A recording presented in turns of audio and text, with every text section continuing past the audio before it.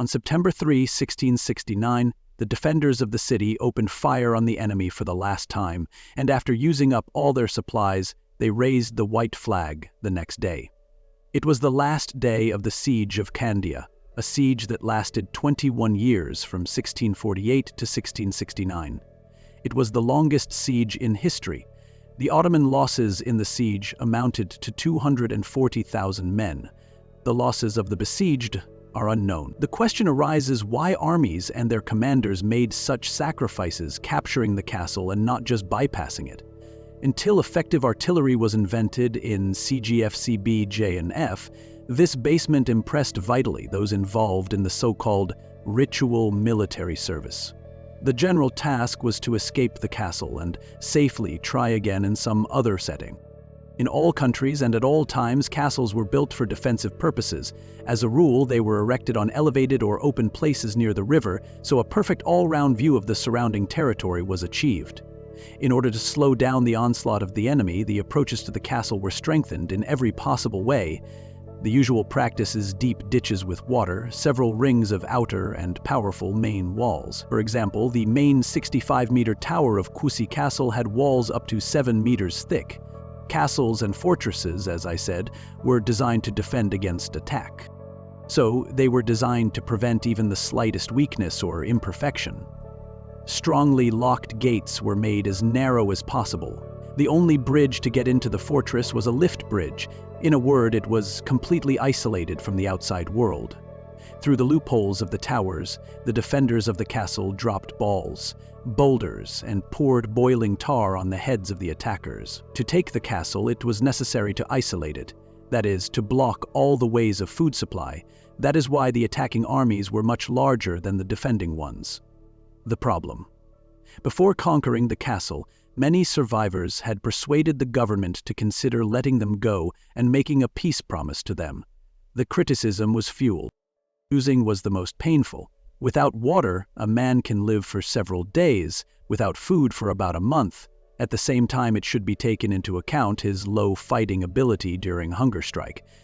So the owners of the castle preparing for a siege often went to extreme measures, namely, expelled from its borders all the commoners who could not bring benefit to the defense.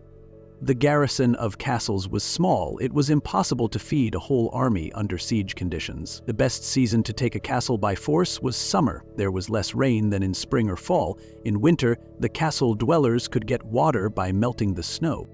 The attackers tried to deprive the castle of a source of water, for example, by building a dam on the river, and in the most extreme cases, biological weapons were used. Corpses were thrown into the water, which could provoke outbreaks of epidemics throughout the area. Those inhabitants of the castle who were captured by the attackers were mutilated and released, and those in turn returned back and became unwilling spongers. They could not be accepted in the castle, but if they were wives or children of the besieged, it was often so that the voice of the heart outweighed. No less cruel was done to the inhabitants of the surrounding villages who tried to deliver supplies to the besieged castle. In 1161, during the siege of Milan, Frederick Barbarossa ordered to cut off the hands of 25 townspeople of Piacenza who tried to supply the enemy with provisions. But what if Frederick Barbarossa had simply bypassed the castle? Fortunately, it would not have worked out that way. First of all, the value of castles played a role. Castles were often built in areas that were often raided by different armies. They served as a common center.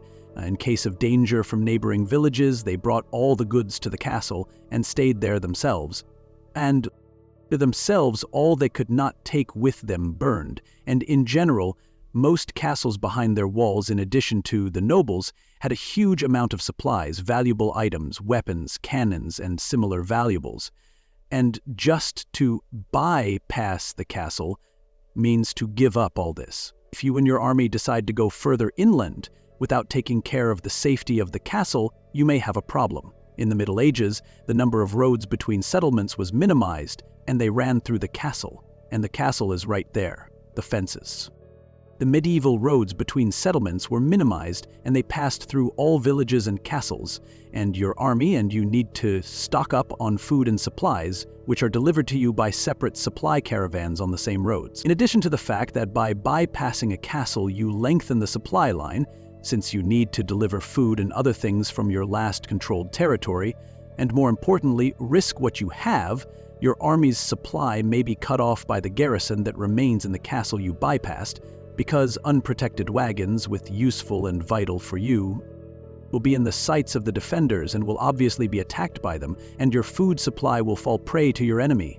And the third reason, you decided to start a war, or it was announced to you, but even if you went on the offensive, captured a few castles, and then everything went wrong as you wanted, you will be able to gain a foothold on the already captured borders. The castles of your enemy that have already conquered you will now become your defense, and your enemy just cannot pass by. Because of the first two reasons, so it was during the 100 Years' War that the strategic initiative changed hands.